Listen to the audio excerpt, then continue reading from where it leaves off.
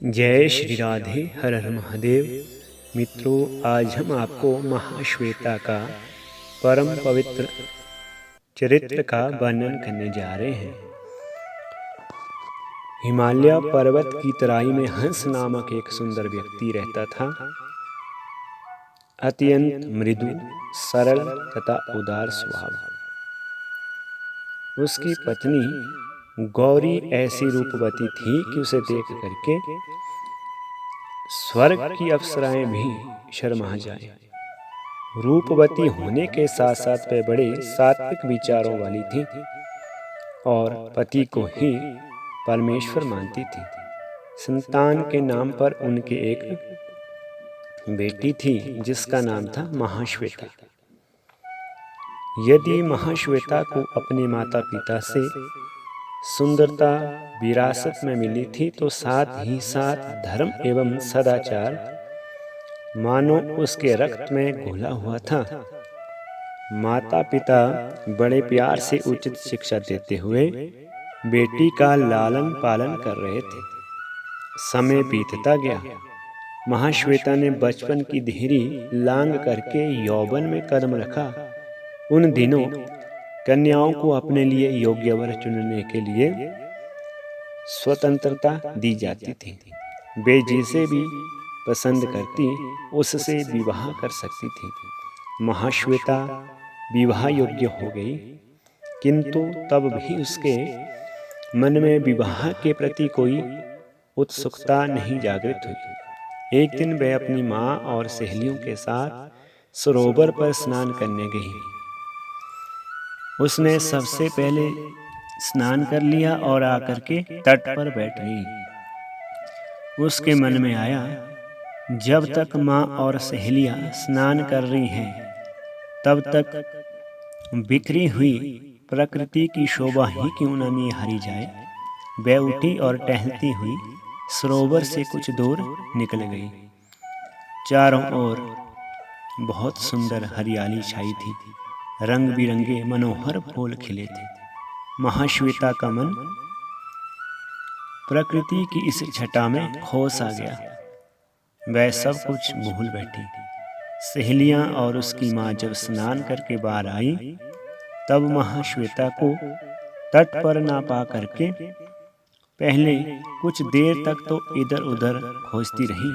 फिर यह सोचकर कि शायद महाश्वेता घर चली गई होगी, वे भी लौट पड़ी।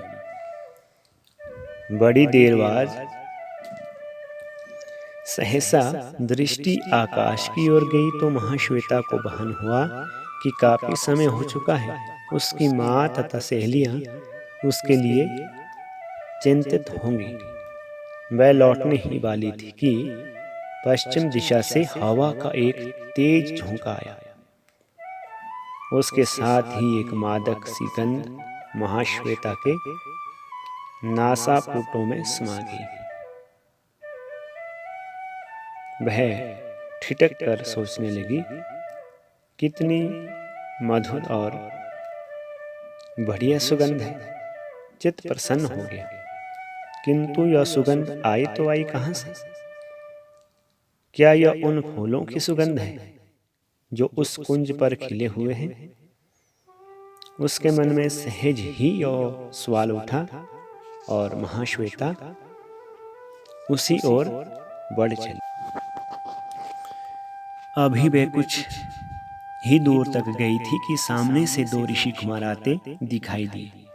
उनके कानों में डंठलों सहित फूल लगे हुए थे। महाश्वेता जान गई कि यह मादक सुगंध इन्हीं फूलों की थी। दोनों ऋषि कुमारों ने गले में रुद्राक्ष की मालाएं पहनी हुई थी। पैरों में खड़ाऊं और हाथ में कमंडलू थे। उनके शरीर पर मात्र गेरुआ वस्त्र था। जिस महाश्वेता ने आज तक अपने विवाह के संबंध में सोचा तक नहीं था, इस ऋषि कुमार को देखते ही इसके मन में हलचल सी मच गई। मन ही मन उसने यह प्रतिज्ञा कर ली कि अगर विवाह करूंगी तो इसी युवक के साथ, नहीं तो आजीवन कुमारी ही बनी रहूंगी। उधर उस सुंदर ऋषि कुमार ने जब अप्सराओं को भी लज्जित कर देने वाली महाश्वेता का रूप देखा तो उसका भी मन डोल गया। उसके मुंह से सहसा ही निकल पड़ा, ओहो, ऐसी सुंदरता तो मैंने आज तक देखी ही नहीं और ना ही कल्पना की। दोनों निकट आए तो महाश्वेता ने हाथ जोड़ करके उनका अभिवादन किया और विनय पूर्वक पूछा, देव, क्या आप अपना परिचय देने की कृपा करेंगे? क्यों नहीं देवी, मैं महर्षि श्वेत केतु का पुत्र पुंडरिक हूँ, उस सुंदर महर्षि कुमार ने कहा, और ये मेरे सखा कपिंजल है। क्षमा करे देव, एक जिज्ञासा और है। पुंडरिक ने कहा, उसे भी शांत कर लो देवी। आपके कानों की शोभा बढ़ाने वाली ये मंजरी किस पुष्प की है? महाश्वेता ने पूछा, ये पुष्प कहाँ से प्राप्त होते हैं? पुंडरिक बोला, ये पारिजात के पुष्प हैं। देवी देवताओं को भी अति प्रिय हैं और केवल देवराज इंद्र के नंदन वन में ही पाए जाते हैं। पुंडरिक ने महाश्वेता की आंखों में उन फूलों के प्रति ललक भांप ली थी। कान में लगी पुष्प मंजरी को निकाल करके महाश्वेता की ओर बढ़ाते हुए वह बोला, शायद ये फूल तुम्हें बहुत भाए हैं। लो, अपनी ओर से मैं तुम्हें ये भेंट करता हूँ। लज्जा से गर्दन नीची कर महाश्वेता ने फूलों का वह गुच्छा ले लिया। पुष्प देते समय पुंडरिक के हाथ में लिपटी तुलसी की माला भूमि पर गिर पड़ी। महाश्वेता ने जल्दी से झुक करके उसे उठाया और हड़बड़ाई। यह देख करके पुंडरिक मुस्कुरा करके बोला, यह माला तो मेरी है देवी। इस पर महाश्वेता और हड़बड़ा गई। उसने जल्दी से अपने हाथ से वह माला निकाल करके पुंडरिक को दे दी, जिसे पुंडरिक अपने हाथ में लपेटता था और इस माला को लेकर के वहां से चला गया। महाश्वेता को देख करके पुंडरिक का चित्त भी अत्यधिक चंचल हो गया था। अन्यथा यह तो वह देख ही सकता था कि जो माला उसने अपने हाथ में डाली है वह उसकी नहीं बल्कि महाश्वेता की है। जल्दी जल्दी में महाश्वेता ने दूसरे हाथ में पहनी माला ही उतार करके उसे दे दी थी और पुंडरिक उसे ही पहन करके चला गया था। जब उन्हें इस भूल का आभास हुआ तब दोनों एक दूसरे की आंखों से ओझल हो चुके थे। दोनों ने इस भूल को शुभ मान करके समस्त जीवन पति पत्नी बन करके बिताने का फैसला कर लिया था। तत्पश्चात महाश्वेता अपने निवास हेमकूट पहुंची, किंतु उसके मन प्राण पुंडरिक के लिए प्रेमाकुल थे। पुंडरिक की छवि उसकी आंखों में बस गई थी। दूसरी ओर पुंडरिक की भी यही दशा थी। विरह ज्वाला में दग्ध दोनों के कुछ दिन और बीते। एक दिन पुंडरिक का सखा कपिंजल भागा भागा महाश्वेता के पास आया और बोला, देवी, तुम्हारे प्रेम में विहल मेरे मित्र पुंडरिक की दशा बड़ी शोचनीय हो गई है। लगता मानो वह कुछ ही क्षणों का मेहमान है। महाश्वेता ने जब यह सुना तो उसका जी धक से रह गया। अपने प्रियतम की यह दशा सुन करके उसकी आंखों से झरझर करके आंसू बह चले। आतुर हो करके कपिंजल बोला, देवी, शीघ्रता करे और अभी तुरंत मेरे साथ चले। शायद तुम्हें देख करके उसके प्राण बच जाए। महाश्वेता अपनी एक प्रिय सहेली त्रिलिका को लेकर के तुरंत कपिंजल के साथ चल पड़ी, लेकिन उनके पहुंचने में देर हो गई थी। पुंडरिक के तो प्राण पखेरु उड़ चुके थे। कुछ देर तक तो महाश्वेता पुंडरिक के शव से लिपट करके रोती बिलखती रही। फिर अपनी सहेली से बोली, त्रिलिका, तू एक चिता तैयार कर, मैं इनके साथ सती हो जाऊंगी। यह सुन करके त्रिलेखा आश्चर्य से बोली, लेकिन सखी, इनसे तो तुम्हारा विवाह भी नहीं हुआ था, फिर तू इनके साथ कैसे सती होगी? तू भूल गई त्रिलिका, कन्या एक बार जिसे अपने मन में बसा लेती है वही उसका पति हो जाता है। इस दृष्टि से पुंडरीक मेरे पति हुए। लाचार हो करके त्रिलिका चिता तैयार करने हेतु लकड़ियां चुनने चले गए। उसी समय सहसा आकाशवाणी हुई, महाश्वेता, तू पुंडरीक के साथ सती होने का आग्रह छोड़ दे, तुझ पर शीघ्र ही देवताओं की कृपा होगी और इसी पुंडरीक से तेरा विवाह होगा। महाश्वेता चौंक उठी। कौन था यह? किसकी यह आवाज थी और किसने यह भविष्यवाणी की? कौन मेरे लिए शुभ संदेश लेकर के आया था? महाश्वेता उठ करके आसपास के स्थानों की छानबीन करने लगी। इसी बीच कपिंजल वहीं आया और पुंडरीक का शव उठा करके ले गया।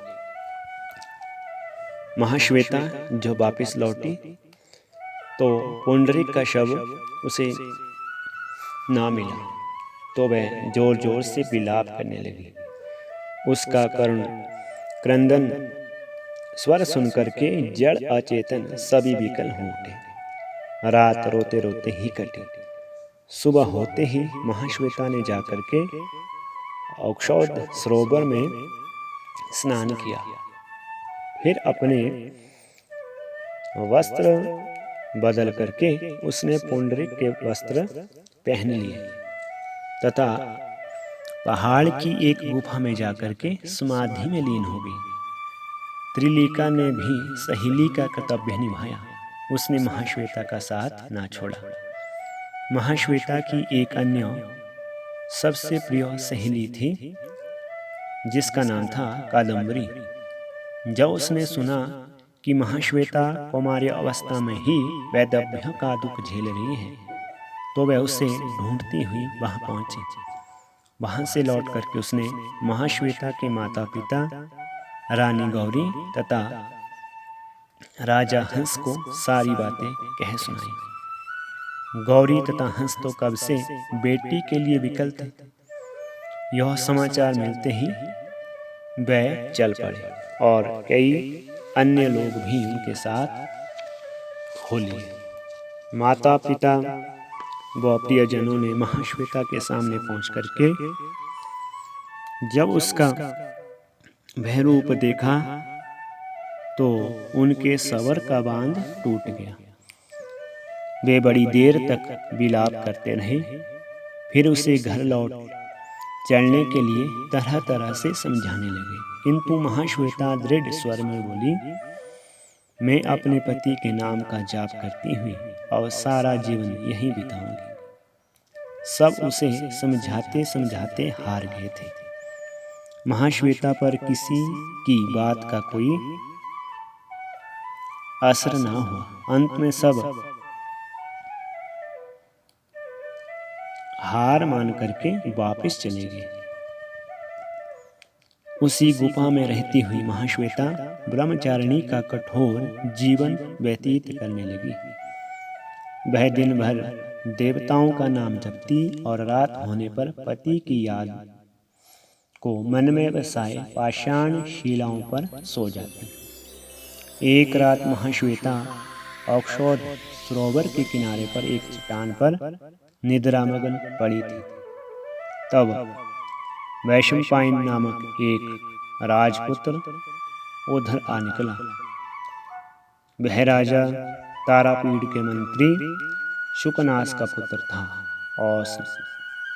और युवराज चंद्रपीड़ के साथ विश्व विजय के अभियान पर निकला था। उसी रात युवराज की सेना ने पास में ही पड़ाव डाला था। वैशंपायन टहलता हुआ अचानक उस ओर निकल पड़ा था। एक अति रूपवती युवती को सुनसान रात में चट्टान पर अकेली पड़ी देख उसके मन में वासना जाग उठी। उसने आगे बढ़ करके महाश्वेता के बदन पर हाथ रख दिया। महाश्वेता चौंक कर जाग उठी। सामने एक युवक को निर्लज्ज की तरह हंसते देख करके महाश्वेता क्रोध से तमतमा उठी। उसने श्राप दिया, पर स्त्री पर कुदृष्टि डालने वाले नीच जात पत्थर का हो जा। महाश्वेता सती थी और सती का श्राप कभी खाली नहीं जाता। वैशंपायन उसी क्षण पत्थर की मूर्ति में बदल गया। महाश्वेता विलाप करने लगी, हे भगवान, अब मेरी और परीक्षा ना लो। या तो मुझे मेरा पति वापस दे दो या मुझे भी इस नश्वर देह से छुटकारा दिला दो, ताकि मैं परलोक में जाकर के उनकी सेवा कर सकूं। एक दिन महाश्वेता आंखें बंद किए हुए समाधि में बैठी थी। तभी सहसा गुफा के अंदर किसी के आने की आहट उसे सुनाई दी। महाश्वेता अविचल बैठी रही। उसने आंखें नहीं खोली। महाश्वेता, आंखें खोलो, देखो तुम्हारे सामने कौन खड़ा है। यह आवाज सुनते ही महाश्वेता की निष्प्राण प्राय देह में रक्त तेजी से दौड़ने लगा। धड़कनों की गति तीव्र हो उठी और उसका बायां अंग फड़क उठा। उसने तत्क्षण आंखें खोल दी। देखा सामने पुंडरीक खड़ा था, उसका प्रियतम, उसका पति, उसका भगवान। नाथ और भावावेश में दौड़ करके महाश्वेता पुंडरीक से लिपट गई। पुंडरीक ने उसे अपनी बाहों में कस करके बांध लिया। दोनों की आंखों से आंसू झरझर करके बहने लगे।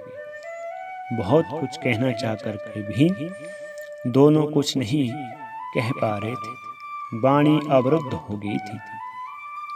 जब दोनों कुछ संयत हुए तो पुंडरीक ने बताया कि वह मरा नहीं था, वास्तव में गहन मूर्छा में था, जबकि महाश्वेता ने उसे मृत समझ लिया था। कपिंजल मुझे मूर्छा अवस्था में ही उठा करके ले गया और मेरी सेवा करता रहा। मैं एक भयानक रोग से ग्रस्त था और मेरा बच पाना असंभव ही था। किंतु महाश्वेता, यह तुम्हारे पवित्र प्रेम, तप और साधना का ही प्रभाव है कि मैं आज निरोगी हो गया।